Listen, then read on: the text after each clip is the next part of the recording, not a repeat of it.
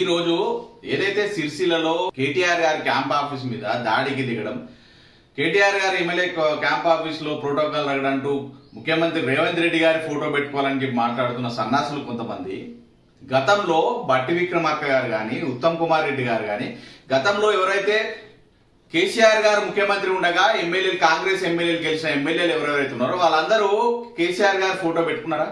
ఒకసారి ఆత్మవిమర్శ చేసుకోవాలి మీరు.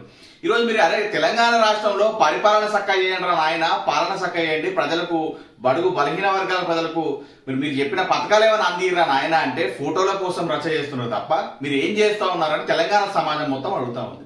మీకు నిజంగా ఇదే విలువలు మీరు పాటించాలనుకుంటే ఇవాళ తెలంగాణ రాష్ట్రంలో ఏదైతే ముఖ్యమంత్రి రేవంత్ రెడ్డి గారి ఫోటో పెట్టుకోవాలని మీరు అంటున్నారే, మరి ఇవాళ ఎంపీలు గెలిచారు కదా మీరు కాంగ్రెస్ వాళ్ళు 8 మంది, అట్లే రాహుల్ గాంధీ గారు ఉన్నారు కదా ఢిల్లీలో.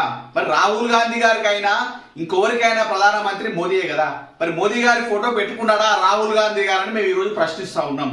ఈరోజు నిజంగా మీకు విలువలుండి ఉండుంటే డైవర్షన్ పాలిటిక్స్ దిశగా మీరు పనిచేసి ఉండకపోతే ఈరోజు రాష్ట్రంలో మీరు ఏది చెప్పినా 420 హామీలు అమలు చేయరా ఆయన అంటే ఇలా ఫోటోలు పెట్టాలి అది పెట్టాలి ఏమని రచ్చలు దిగుతున్నారు తప్ప ఏం లేదు.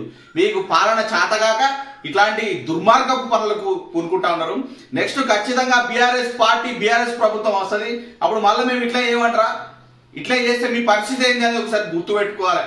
మీకు నిజంగా విలువలు ఉంటే మీరు ఇలా రాహుల్ గాంధీ గారి వెనకాల రాహుల్ గాంధీ గారి ఆఫీస్ లో ఏదైతే ప్రధానమంత్రి మోడీ గారి ఫోటో ఉందా లేదా అని చెప్పి మీరు ఫోటోలు బయటికి రిలీజ్ చేయాలని చెప్పి కోరుతా ఉన్నాం.